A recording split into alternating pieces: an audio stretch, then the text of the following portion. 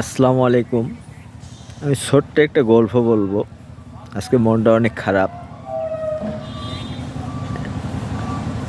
তো আমি যখন ছোট ছিলাম তখন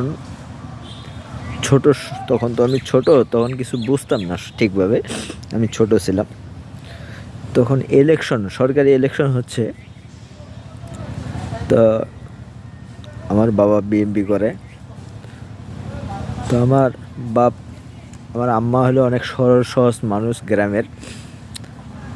হয়তো আমার আব্বা আমার আম্মারে বলছে যে ধানের শীষে ভোট দিতে। ভোট দিয়ে আসার পরে হয়তো আম্মুরে জিজ্ঞাসা করছিল যে ভোট কিসে দিছে, ধানের শীষে দিছে না নৌকায় দিছে। তো সহজ সরল মানুষ তো, কথা বলতে হয়তো একটু উলট পালট হয়েছে।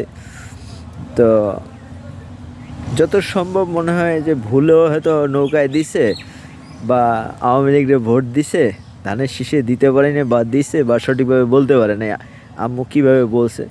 তো ওই দিন দেখলাম আমার আব্বু আমার আম্মুরে মারছে, বুঝছেন কি জন্য মারছে? ধানের শীষে ভোট দেয় নাই দেখা। আমার আব্বু তো অনেক তারেক রহমান রে ভালোবাসে, জিয়াউর রহমান রে ভালোবাসে। এই জিনিসটা আজকে আমার মনে পড়ে গেল। খালেদা জিয়ার মৃত্যু অনেক কষ্ট লাগে, খারাপ লাগতেছে, অনেক খারাপ লাগতেছে। ওই কথাটা আমার মনে পড়ে বারবার। আল্লাহ ম্যাডাম রে ব্যস্ত নসিব করুক, আমরা সবাই দোয়া করি। সবাই ম্যাডামের জন্য দোয়া করবেন। সবাই ভালো থাকেন। আসসালামু আলাইকুম।